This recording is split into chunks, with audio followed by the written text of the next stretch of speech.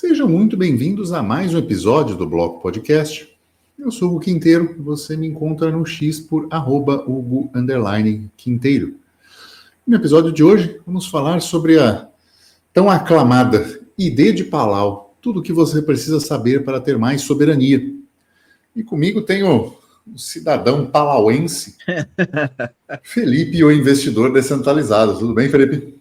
Tudo tranquilo. Bom, por favor, Twitter, @investidordesk, porque DSC, porque não como descentralizado. E, bom, acho que eu falei isso em episódios para trás. Quem me acompanha no Twitter sabe, porque eu tenho falado disso com frequência. Eu fui a cobaia, né, do grupinho todo e comprei a residência digital de Palau, que é a residência digital mais barata do mundo. O que acontece? A gente sabe, né, que você é residente, por exemplo, brasileiro, e você, então, tem certas obrigações fiscais, documentais e etc. com o Brasil, né, onde você é residente. Outros países, eles permitem com que você, talvez, compre residência neles. Não são todos, né, e não confunda residência com cidadania, são coisas distintas, mas você pode, às vezes, comprar residência. Então, assim, às vezes você quer, sei lá, ser residente na Suíça lá, você quer entrar com um visto de investidor. Tranquilo, você tem que ter 1 milhão de francos suíços. Tranquilaço, né? Para quem mora na Europa e é rico, né? Tipo, o nosso host, é fácil. Quisera eu. Mas não é tão acessível para todo mundo. E aí você começa a avaliar alternativas, né? Talvez uma cidadania no Paraguai, que primeiro não vem como cidadania, até que você possa pegar a cidadania, né? Demora alguns anos. Vem Ou no residência, Uruguai, né? exatamente, começa com residência. Então, e tem várias nuances. E, de todas essas, a mais rápida e mais barata que existe no mundo é a de Palau. Palau é uma ilhazinha lá no Pacífico. Tem pouquíssimos habitantes, nada demais. Tá crescendo, pô. Exatamente, né? Mais um comigo, né?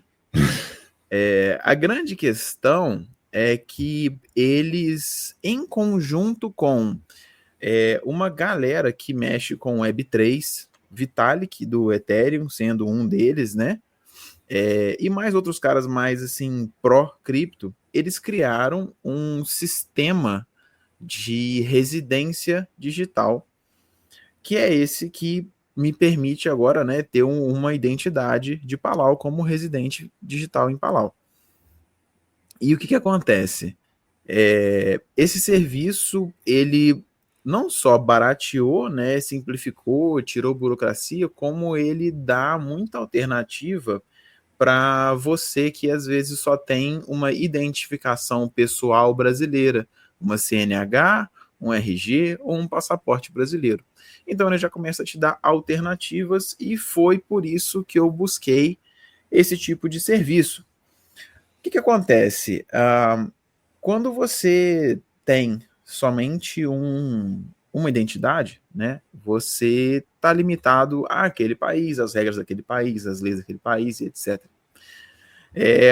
A gente sabe que às vezes alguns serviços não funcionam para o Brasil, por exemplo, às vezes você com um documento brasileiro não consegue abrir porque a lei aqui não permite, N coisas, né? E o Ou ID permite com acesso limitado a serviços, né? Exatamente, né? Tem todas essas nuances. E aí eu fiz, né, a identidade de Palau exatamente porque ela não é que ela me dá muitos mais acessos, mas para coisas que eu uso, ela me dá um acesso e ela me dá um acesso como residente estrangeiro. E aí que começa a ficar interessante para fins, né, do que eu preciso, que a gente vai explicar aí ao longo do episódio. Só para constar, você vai ter o link de afiliado na descrição, muito provavelmente vai ser o do Hugo, porque é ele que faz o coisa e todo mundo já usou o do Hugo, inclusive eu usei o do Hugo. Mas use o link que você vai ser direcionado para a página da RNS, né, que é o sistema que faz o ID de Palau, e você vai ver lá que você pode comprar o ID de Palau, né, a identidade de Palau, por prazos pré-definidos. Custa 250... fala. Isso é renovável, né? Exatamente. Isso que eu ia falar agora. Custa $250 por ano. Se você contratar por mais anos, você ganha um descontinho. Pequeno, mas ganha. Então, assim, é barato. Gente, isso é muito barato, tá? Para você ter uma identificação de fora, pô, vale a pena. Dependendo da movimentação que você faz, porra, vale muito a pena. A gente vai entrar nesse detalhe mais pra frente. Então, assim, você paga, você entra lá no site, faz o pagamento. Eu lembro que tinha uma taxa a mais.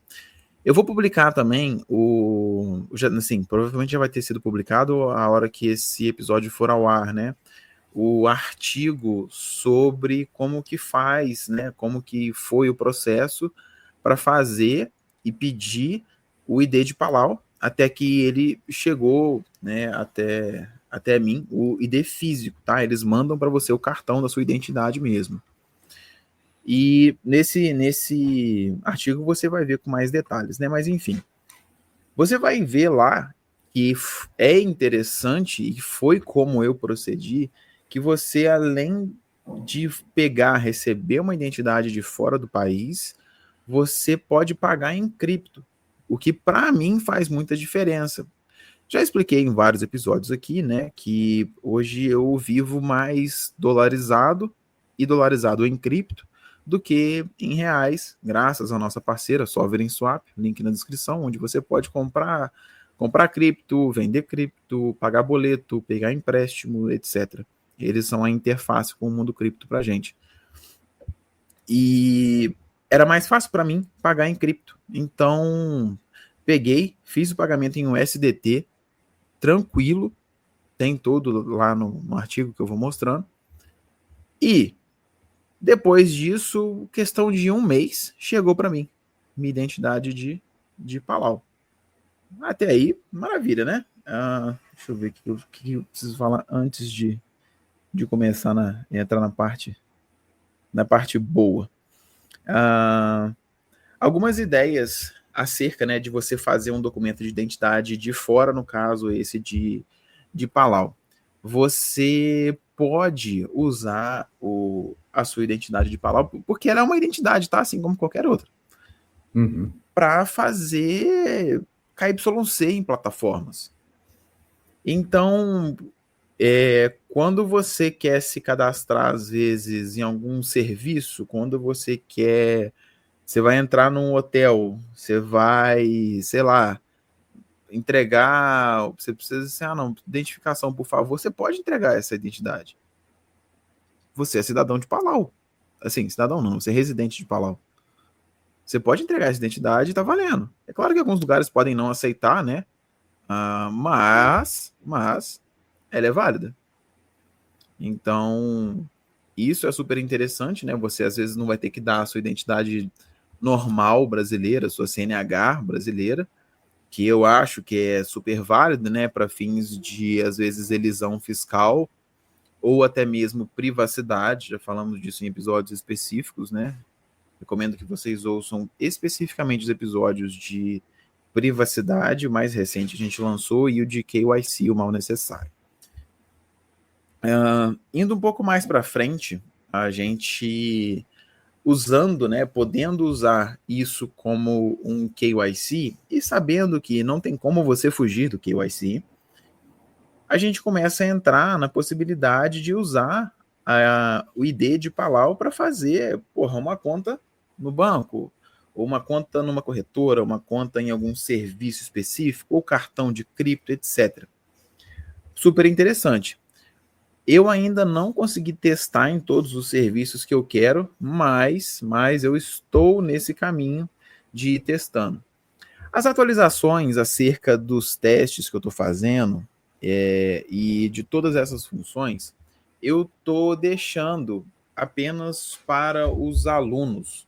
Estou montando um material específico e eu acho que convém mais, porque lá é mais fácil, né, de trocar essa ideia com os alunos, explicar e tudo mais. Então, é mais direcionado, né, cara? A gente... existe aquela questão que a gente sempre bate aqui. Tem certas coisas que um episódio como esse, ele chama atenção para o interesse das pessoas, mas afunilar isso fica muito complicado fazer de forma pública e toda assim, porque é difícil para a gente, vai passar coisas para pessoas que às vezes não estão nem querendo esse conteúdo, então é melhor que a gente faça isso sempre de forma mais direcionada, né? não, exatamente. A gente já falou isso, né? Que o pessoal não valoriza o. Não valoriza, como é que fala? O gratuito, né? Então, Sim. enfim. De toda forma, a gente está atualizando isso, né? Com os alunos, né? Onde quem aceita, quem não aceita. Claro que eu vou comentar alguns aqui que eu já fiz, mas para fins de utilização disso, né? Para elisão fiscal, fins tributários, etc. Aí a conversa ela é mais extensa lá no Discord Premium. Enfim, você pode usar esse ID, né, para esse tipo de serviço. É interessante você fazer isso, porque foi o que a gente falou, né? É um quesito de privacidade, primeiramente, né? Entre você entregar algumas informações que você quer, mas não outras que você não queira entregar. Também é interessante no sentido de elisão fiscal. Então, você pode, como um residente estrangeiro, você não vai ser, como é que fala, sujeito a certas leis e regras do seu país. Existem nuances nessa discussão, eu sei, existe muita coisa nesse meio, mas ainda assim você consegue fazer muita coisa interessante com isso. Não vou delongar com isso aqui. O que acontece? O que eu já fiz, já testei e eu já verifiquei. Olha só, tentei usar na Binance. A Binance não aceita o ID de Palau. Uma pena, porque era interessante, mas infelizmente não aceita. A KuCoin aceita o ID de Palau. Já fiz conta, está funcionando, está redondo. A Bybit não aceita mais. Aceitava até ano passado, não aceita mais. A BitGet aceita também, já postei sobre isso, fiz lá, tem um link de referral, por favor, use. Eu ainda não testei com os cartões Redot Pay e Off-Ramp. Vou testar, vou atualizar o pessoal lá no Discord, no Premium. E o serviço principal que aceita isso é a Truther, do Rossello. É Truther, na verdade, né? Falando no belo inglês. Mas a grande questão é que a Truther, ela te dá acesso a Pix, né? Então, exatamente. Eu falei que eu não ia falar muito disso, mas vamos conversar um pouco. Mas né? isso foi o que ele, assim, essa parte ele falou na entrevista. Então, se você quiser também aprofundar muito, ele dá essa. Na verdade, menção honrosa para o Rossello aqui nesse episódio, que foi ele que nos abriu os olhos para essa possibilidade, né? Que é importante. Exatamente. Então, assim. Quem vê, está vendo esse episódio, termina esse, vê a entrevista com o Rossello.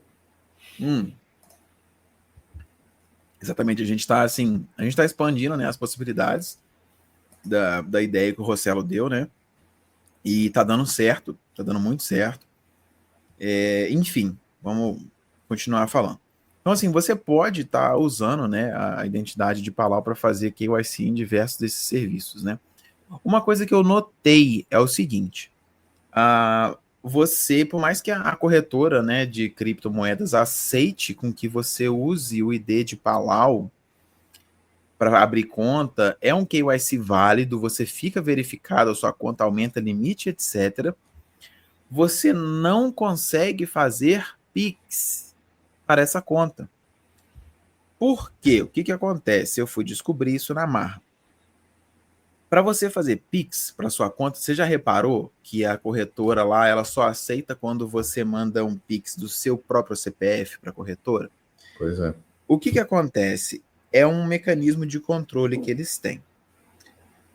Além de você só poder fazer Pix do seu CPF, né, para a sua conta na corretora que tenha o mesmo CPF, qual que é o dado em comum aí? O CPF. Quando você faz uma conta numa corretora usando o ID de Palau, você não tem CPF atrelado, porque você usou sua identidade do estrangeiro. Não tem CPF, ela não tem CPF e você não tem uma conta bancária que tenha a identificação de Palau. Pelo menos não ainda, né? Então, você vai ficar limitado nesse quesito. Você não consegue mandar Pix também por um outro quesito também, que eu descobri do Banco Central. O Banco Central não permite que você que não tem CPF ou CNPJ fazer Pix, tá?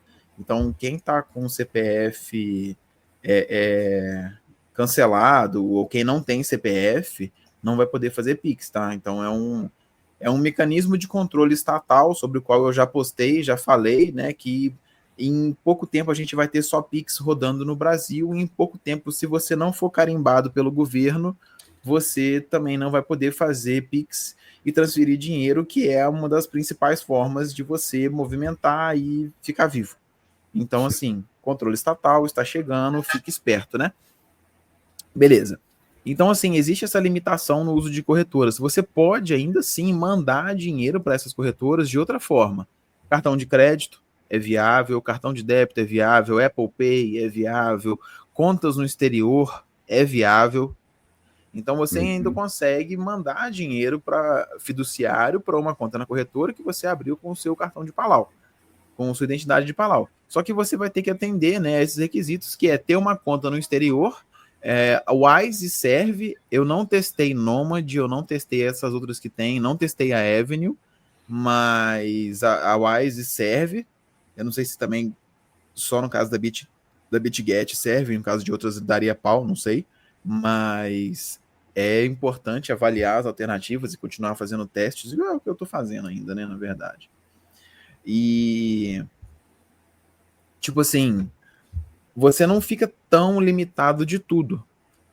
Você só não vai poder mandar Pix, né? Então, e também convenhamos, né? A essa altura do campeonato, se você já ouviu pelo menos 5 episódios nossos, você já vai buscar uma outra conta, que seja no mínimo da Wise, no mínimo. Porque Sim. Não tem como você ficar 100% no Brasil, né? Então, essa é uma das ideias também.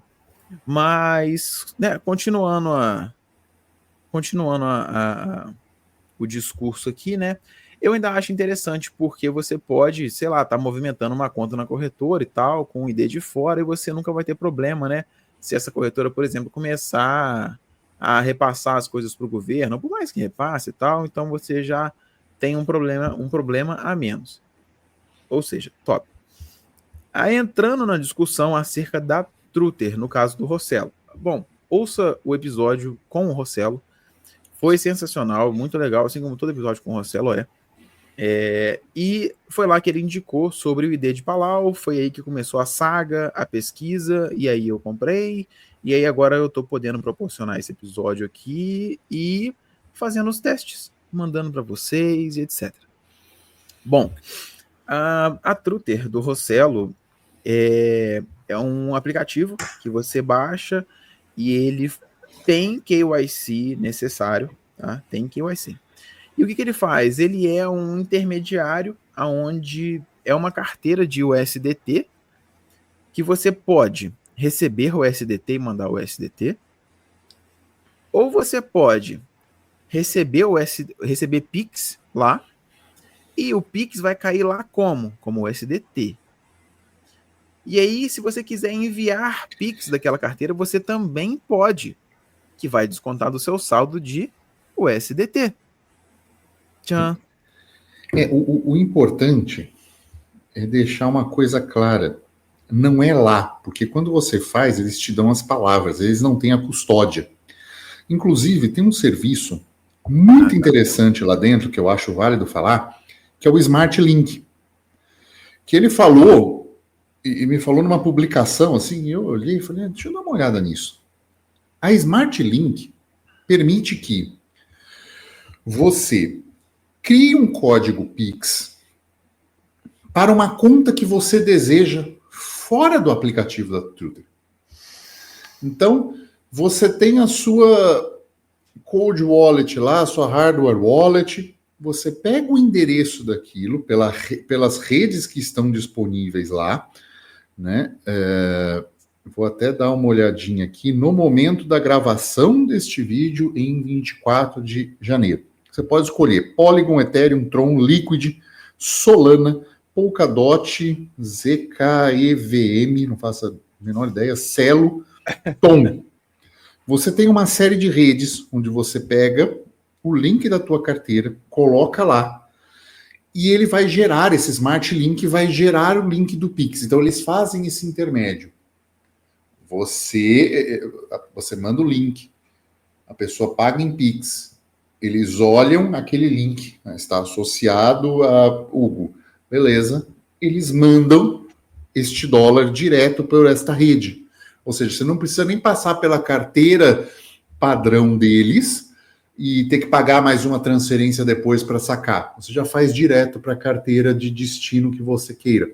Óbvio, lembre-se, isso é muito importante.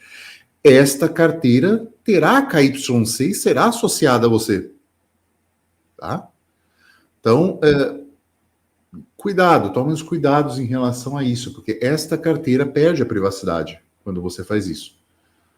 Então, mas mesmo assim, é uma baita de uma ferramenta, né? É uma brutal ferramenta, né? Porque assim, é uma ferramenta mostrando assim, nós não somos custodiantes de nada. Nós simplesmente intermediamos. O cara paga ali e eu te entrego o SDT. Então, ela vai ficar associada a você. Lembre-se aí a boas práticas de gerência, modelo de ameaça, tudo isso que a gente falou no episódio anterior, né, de privacidade, é importante que vocês tenham mostrando a prática disso. Então, vou colocar então o endereço da minha hardware wallet que eu não mostro nem para minha mulher, ninguém sabe que eu tenho. Não, né? Porque você fez KYC lá, ele virou um ponto de KYC.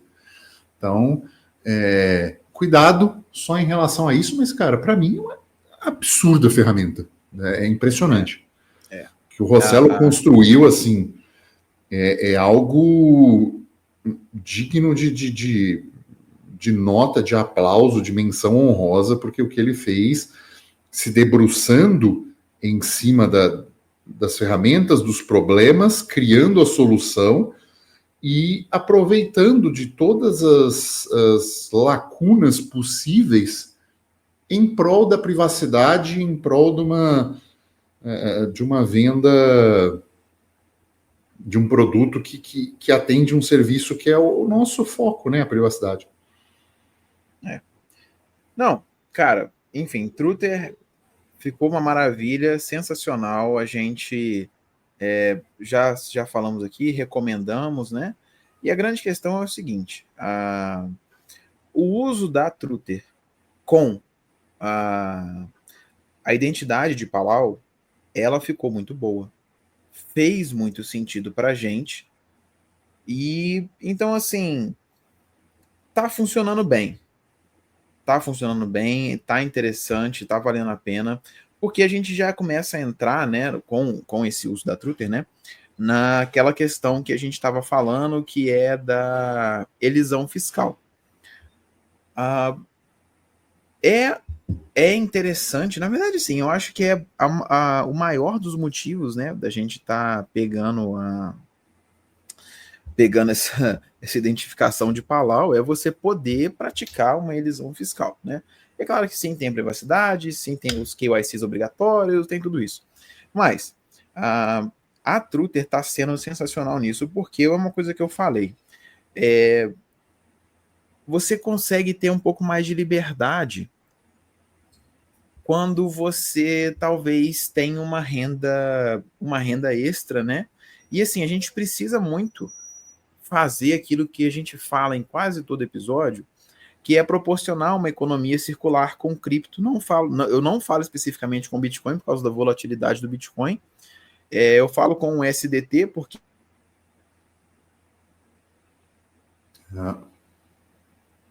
Tá aí? Perdoe a desconexão. Então, falando especificamente da Truther, ela é um belo intermédio, né? Se você considerar uma economia circular em cripto, porque se você estiver rodando tudo em cripto, maravilha, melhor ainda, não vai passar nada na sua conta.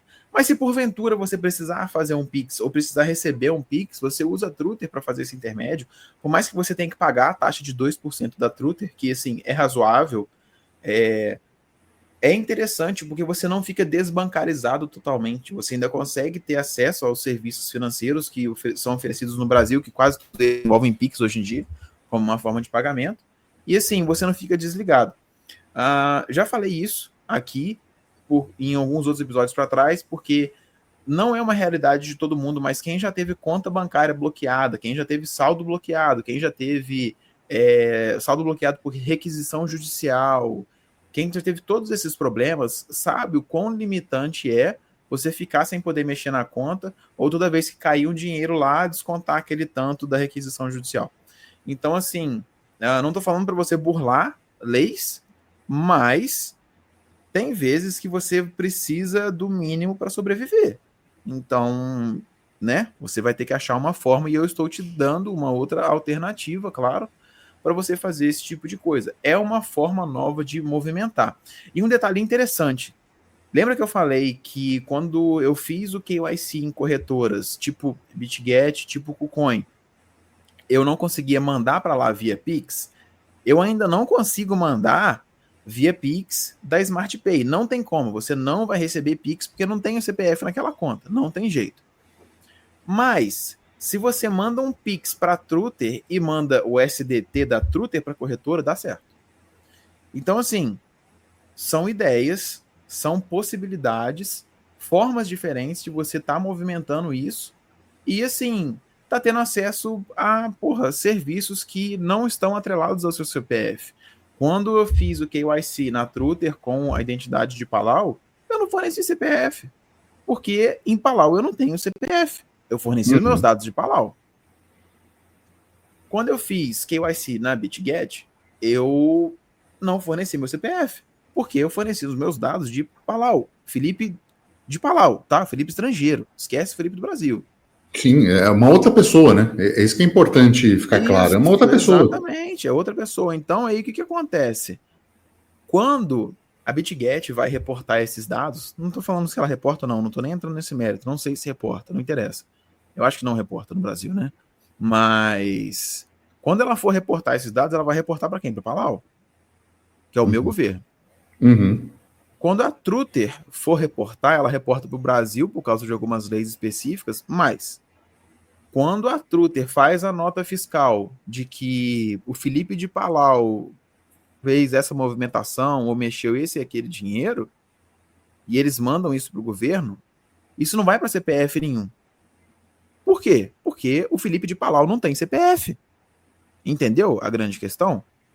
Então, se isso não vai para o meu CPF, porque, né, o Felipe de Palau não tem CPF, isso não é uma preocupação tributária do Felipe do Brasil. É do Felipe de Palau, que por sinal está isento de imposto, tá? Então... quer falar, né? Aí é uma coisa que está isento de imposto no estrangeiro, então nem tem esse controle. Então, assim, é você usar essas ferramentas, né, para um bom propósito, né? Então, assim, a gente está falando em você conseguir movimentar talvez mais dinheiro, tendo em vista, né, aquelas medidas totalitárias de PIX e etc. que a gente estava falando. Isso pode ser uma bela de uma alternativa para quem movimenta dinheiro por fora. Na verdade, é o que eu sempre falo. O ideal mesmo é que todo mundo transacionasse em cripto, porque aí seria muito menos custo para todo mundo, seria maravilhoso, é o ideal. Mas as pessoas, elas são resistentes, elas não entendem enquanto não dói de fato. Então acaba que isso é uma alternativa que você ainda assim, ainda tem um intermediário com o mundo tradicional através do Pix, usando o serviço da Truther, por exemplo. Você ainda consegue, igual eu falei, né, mandar o SDT para algumas corretoras. Eu vou testar fazer o KYC nas Eggs também, tá? Que é uma ótima ideia. Temos o link aqui também na descrição. Que aumenta limites, né? Então por isso mesmo. As Eggs são $5.000 por dia, mas se você faz KYC, aumenta consideravelmente o limite. Então, exatamente. Então, assim, é super válido. E aí, tipo assim, eu acho que é importante a gente ter essas alternativas. Ah, o que eu ia falar? Que a gente pode pegar e mandar, às vezes, esse USDT, você recebe em Pix na Truther, manda o USDT para uma corretora que você abriu com a conta de Palau e lá você compra Bitcoin e manda para onde você quiser. E se tiver que reportar isso para o governo, tá tudo bem, porque não vai para o governo do Brasil. Então, assim, você tem mais uma forma aí agora, né, de elisão, né, fiscal ou de ter mais privacidade e tudo mais usando esse tipo de serviço. Existem alguns detalhes, né, que eu vou só pincelar aqui, que seria assim, Felipe, eu sou residente fiscal no Brasil. Por mais que eu tenha feito a identidade de Palau, quem é residente fiscal no Brasil tem que declarar isso e aquilo, mesmo que eu faça essas operações fora, porque tem a lei tal, a instrução normativa tal, que fala tal, tal e tal. Cara, beleza. Você declara dinheiro físico? Você declara R$ 100 que seu pai te deu, sua mãe te deu? Você declara R$ 50 que você deu pro seu filho? Tem que declarar, você sabe, né? Tá na lei, né? Então tá, se você não declara, aí você avalia aí o que você acha que é certo ou não, tá? Não vou delongar mais nisso. O próximo ponto que eu queria falar também está no roadmap da identidade de Palau um comprovante de residência. O que está acontecendo? Eles viram que algumas corretoras e alguns serviços no geral, eles estavam solicitando, na verdade, que quem usasse, né? Assim, na verdade, assim, o serviço já pedia, né? Um comprovante de residência em Palau para você abrir a conta usando o ID de Palau. E aí começou a ser um problema, porque assim, você tem vários residentes digitais, e esses residentes digitais, eles não estão em Palau, eles estão em outros lugares que não Palau. E aí começou a ser um leve problema, né? Porque o pessoal precisava abrir conta em tal ou qual lugar, mas não estava conseguindo, porque precisava do documento de identidade, do comprovante de residência. O que eles estão pensando em fazer? Especialmente bancos, né? Exatamente. Eles estão querendo ofertar, daqui a pouco, uma forma de você receber um comprovante de residência de Palau só por ter a residência fiscal de Palau. Então, assim, tá incluso no preço, eu acho. Eu não sei se eles vão aumentar, pelo menos se fosse receber isso agora, eu receberia um, para que eu pudesse, então, abrir contas em outros locais. Um detalhe é o seguinte: você não consegue abrir contas nos bancos de Palau com o ID de Palau, por enquanto, tá? Também está no roadmap. Eles também querem mexer com isso, eles também querem mudar e fazer com que isso possa ser feito no futuro. Mas, por enquanto, não é permitido. Daqui a pouco, quando vier, claro, né, o comprovante de residência, eu acredito que vai ser mais fácil da gente, como se diz, conseguir abrir contas bancárias, não só em Palau, como em outros países também. Palau tem uns negócios lá com os Estados Unidos. Eu vou abrir uma conta nos Estados Unidos com o meu documento de Palau. E tá valendo, porque eu tenho o comprovante de residência, eu tenho o documento, é tudo certo. Não sei, tá? Estou supondo. Então, são coisas que a gente tem que avaliar, né? Mas já vai pensando, né? Já vai entendendo que, assim, tem coisa boa aí por vir, né? Não estou fazendo propaganda deles, tá? Muito pelo contrário, eu acho que é um use case muito específico, mas estou explicando o que tem. Eles também estão falando na possibilidade de compras de imóvel no país, desconto para quem vai viajar. Se você for viajar para Palau, você pode ficar mais tempo do que uma pessoa que não tem a residência fiscal lá, tá? Porque tem limite de tempo para ficar lá. Você pode ficar mais. Serviço de correspondência, número de celular, tipo assim, N coisas. Tudo que você pode querer ter, né, para, em tese, ser considerado um residente estrangeiro. Pô, é uma maravilha, né? Eu acho super válido. Deixa eu ver mais o que a gente tinha para falar. Acho que soma-se nesse arsenal de ferramentas, né? Tem um episódio nosso falando de uma dupla cidadania e as possibilidades que ele abre. Acho que esse episódio complementa muito bem isso, de questões soberanas, de pessoas querendo fazer o que eu chamo de arbitragem entre nações. Então, ver o que é mais interessante em um país, o que é mais interessante na outra. E você ter essas possibilidades te dá uma, né, na busca pela soberania, te dá muito mais armas para você não depender de algo coercitivo de uma só nação, né? Então, de um só país, né, no caso. Então, é importante que você tenha isso dentro do teu arsenal. Se eles tiverem também, sabe, aquela coisa, um outro passaporte, é interessante também avaliar e ver se tem, porque você pode se ver numa situação complicada, né? E não poder ir a um lugar porque, sei lá, o governo brasileiro não está emitindo passaportes no momento, então é importante que você tenha outro passaporte válido, ou por algum motivo, ou por alguma perseguição, ou por qualquer coisa que seja, você não ter este passaporte de um país e você usar o do outro. Então, são opções de soberania. Veja bem, passaporte surgiu como uma ferramenta de controle, e ele é usado assim até hoje. Porém, se você usa esse sistema contra ele, né, ou seja, arbitrar entre nações, ser um país mais livre que o outro, você ter um outro passaporte, você joga com as regras de uma forma que seja favorável para você, né? Então, eu acho que isso é uma coisa importante de se pensar, da mesma forma que é importante de se pensar como a gente está mostrando agora com o ID de Palau. Então, ter isso e usar isso em corretoras que às vezes não atendem o Brasil, o que não tem interesse no Brasil e que você quer continuar usando, para cartões em cripto em jurisdições que não atendem o Brasil. Acho que é uma possibilidade muito boa de se ter soberania e de usar o mundo cripto ao favor de mais liberdade, né? Com certeza, assim, a gente tem que ficar esperto. Um belo exemplo, né, disso é o caso do Bolsonaro, que não pôde ir na posse do Trump, né?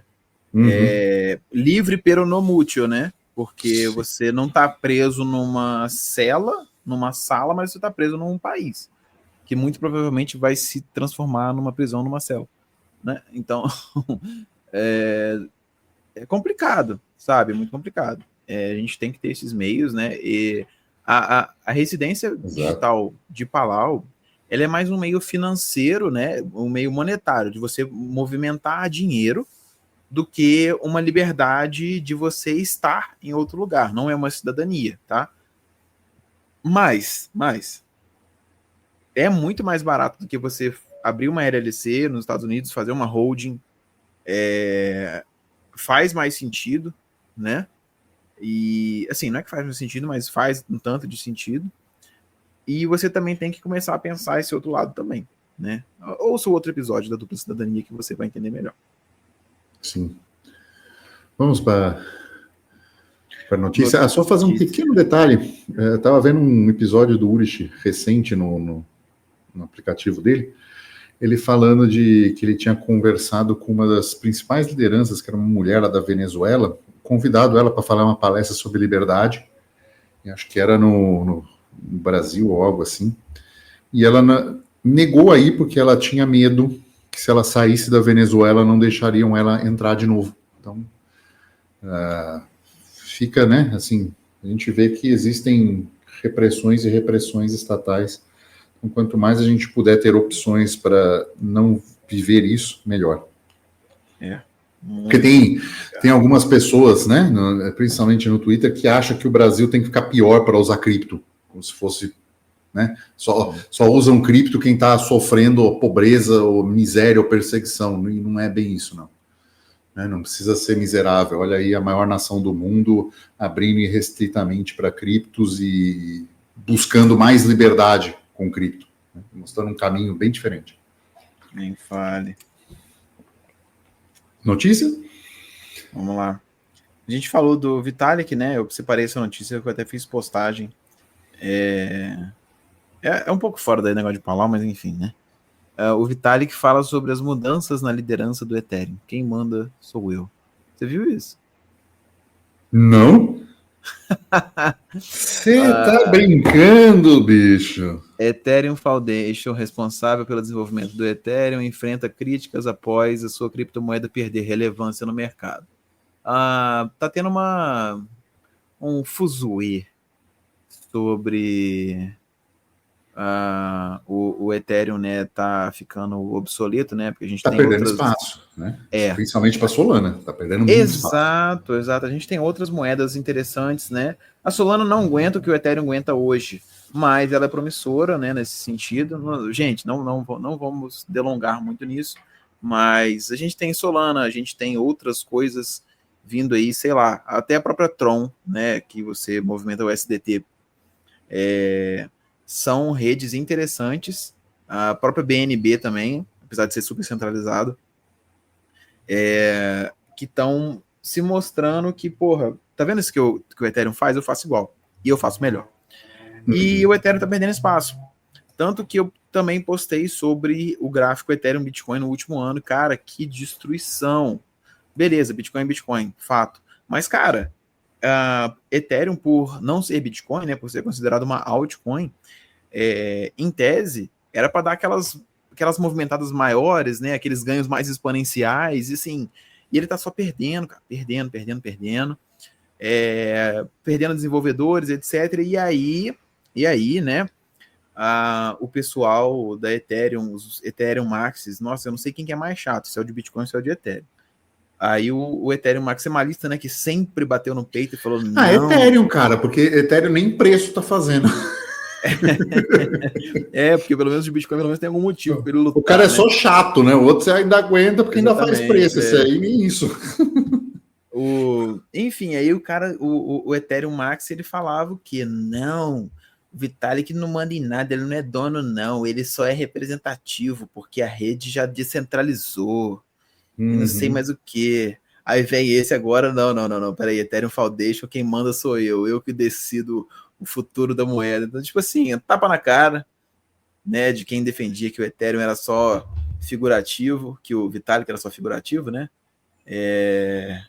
E vamos ver, né, se ele mandando alguma coisa, ele vai resolver esse negócio. Tipo assim, não sei, vamos ver o que tem para o futuro. Foi bom enquanto durou, talvez, né? E a gente entra naquele grande problema.